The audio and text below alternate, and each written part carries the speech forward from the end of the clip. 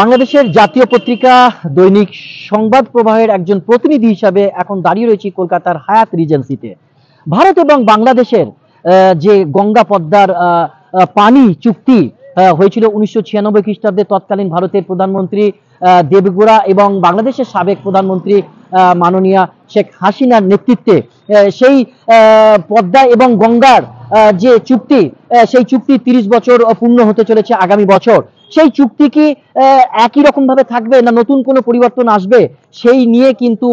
দুই দেশের প্রতিনিধি এবং অবশ্যই পশ্চিমবঙ্গ সরকারের পক্ষ থেকে প্রতিনিধিরা একটি রুদ্ধদ্বার বৈঠক করছে। ইতিমধ্যেই বাংলাদেশের যে প্রতিনিধি দলের সদস্য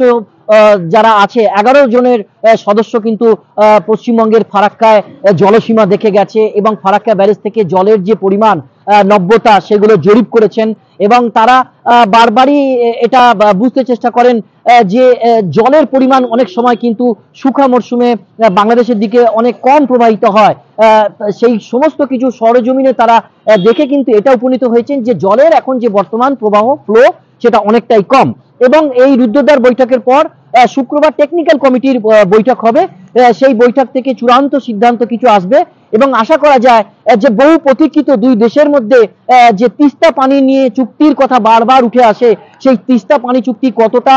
কার্যকর হয় বা 52টি যে নদী আছে সেই দুই দেশের সীমানার মধ্যে দিয়ে যে নদীর চলাচল প্রবাহ, সেই নদীর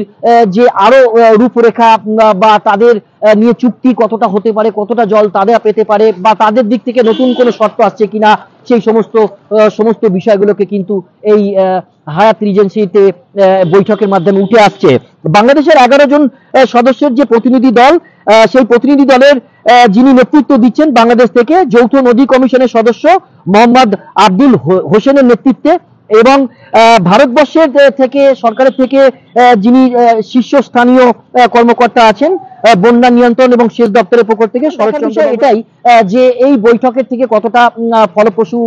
রেজাল্ট বেরিয়ে আসে, কতটা সুন্দরভাবে এগিয়ে যায় দুই দেশের সম্পর্ক। কারণ চলমান পরিস্থিতিতে কিছুটা একটা গুরুগম্ভীর ভাব রয়েছে, সেক্ষেত্রে দেখা যেতে পারে যে এই নতুন ভাবে বৈঠক কতটা এগিয়ে যায়। কে কে মল্লিক, কলকাতা।